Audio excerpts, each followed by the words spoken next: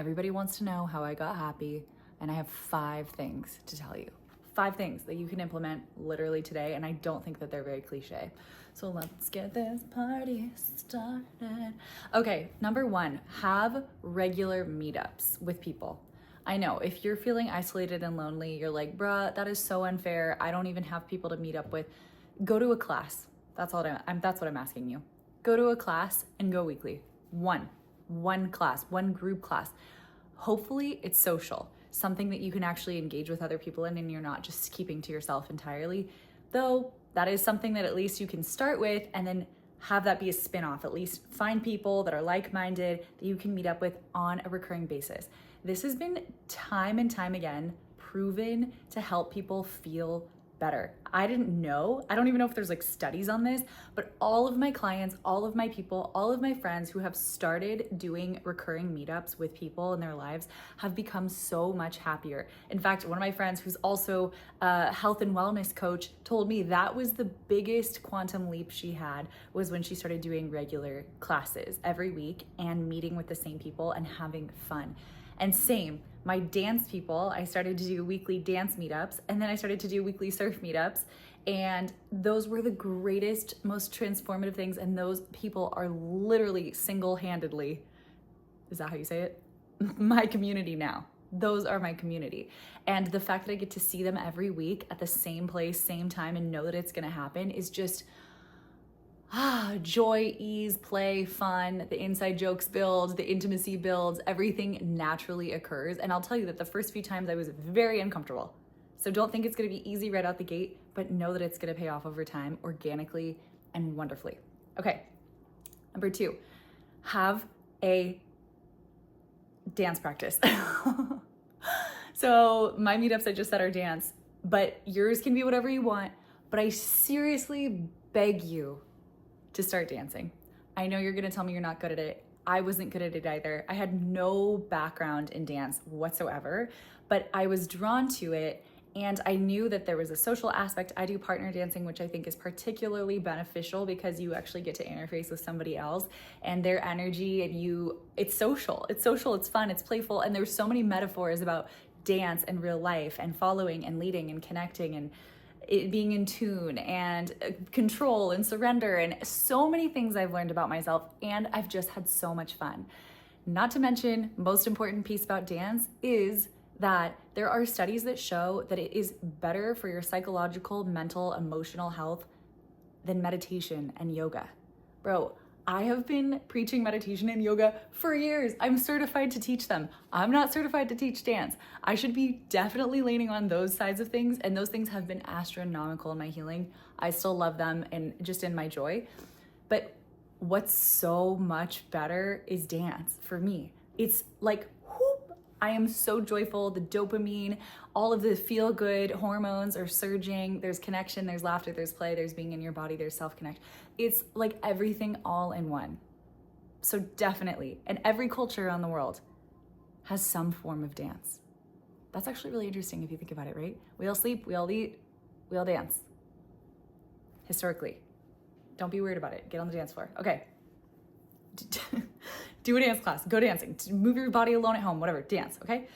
All right, letting my best be my best. Number 3, letting my best be my best. I have always, my whole life, struggled being a perfectionist, and just nothing was ever good enough. And I've always also been really mission driven and conscientious of my consumption and how I am in this world, how kind I am, how courteous, how resourceful, everything, you name it. I've always been checking myself. Even like how much water I'm using, how quickly I can take a shower, how much I'm recycling. I used to walk my recycling like 2 miles in Puerto Rico to this one bin in town that I could actually use. And I was obsessive, and I think that's beautiful and wonderful that I can do good. But like, some days I throw my cup in the trash. Some days. I'm really pretty good. I have my recycling bin. They don't pick up recycling at your house in Hawaii. You have to drive it and sort it and all the things, and I do that. But like, just let your best be your best. You don't have to beat yourself up if your washing the dishes takes a little longer. And for those of you that are like not this extreme, you're like, oh my God, Jesus Christ, imagine living like that. Yeah, imagine living like that. And for the people that are, I see you, and you don't need to be so hard on yourself. You're doing your best and it's okay. Like, it's okay. Let your best be your best. Let it be. And I know you always think, good, I could do more. Like, just shut the hell up. It's fine. It's fine. Okay? It's fine, dog. All right. 4, not engaging if I don't wanna. If I don't wanna engage in something, I just don't anymore. Isn't that amazing? I don't know. Before I used to have all these explanations for like trying to backpedal out of something or explaining why I'm not doing it or even just getting roped into it, but just sending all these mixed messages or being really nice and extra. That's the old people pleasing in me. But if there's drama, if there's people talking shit, if there's literally just somebody's energy that I don't really want to be involved in, I just don't anymore. And at first it felt super radical and uncomfortable, and I struggled with some guilt around that. But the more practice I've done with it, the better, the easier, and the freer and happier I am. Because why engage with negativity? All that tells the universe is that that's what you're interested in. So you get more. So we're not doing that anymore. I'm just not engaging if I don't want to. So I don't. Number 5, absurdity.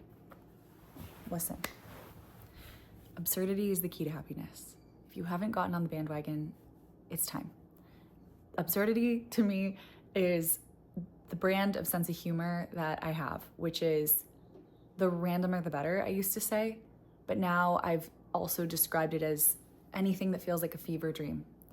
And as somebody who's lived a long time trying to make sense of everything and calculate and analyze and reflect, when there is just absolute sheer silly goose nonsense in my field, I am so pleased. It is the ultimate rebellion. It is liberation. It is joy. It is wonder. It is the shenanigans that we all need to get involved in. And if you're not being a silly goose, start being one. That will heal you. That will heal others. That will make you and others so joyful. And here's when I bring it back to you. We all want to see the world change. The keys are in your hands. You get to shift up the dynamic. I remember the first time I really did this and started being authentically me and my weird, absurd, silly goose self. I was talking to someone I literally just met like 5 seconds ago. And for some reason, we were at a trampoline park, and I told her that I had just peed my pants. And it literally changed something in me. From that point on, I was just like, I'm always gonna do that now.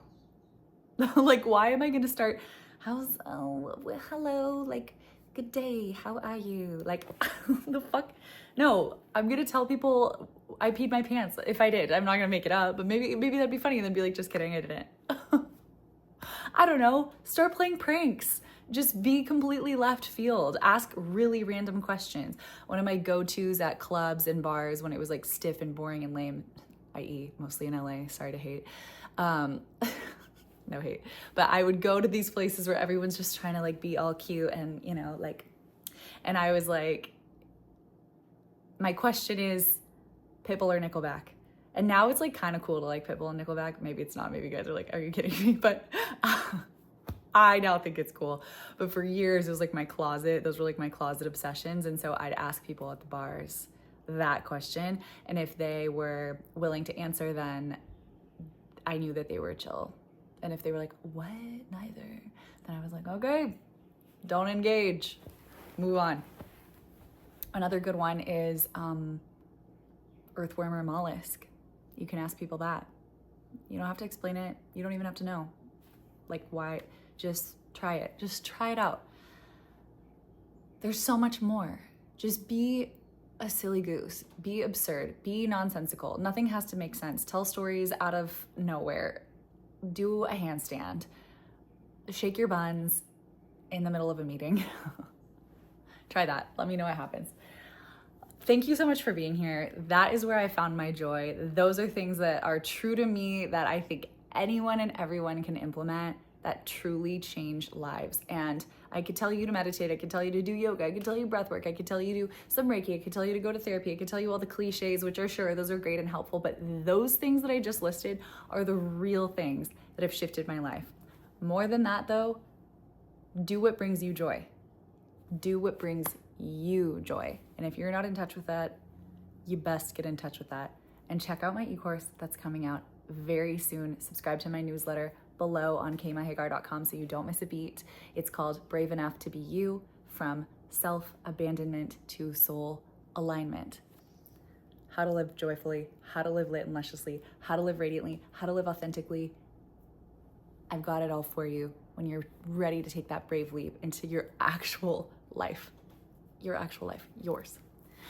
Okay, I love you so much. Thank you for being here. If you liked it, subscribe. Okay, bye.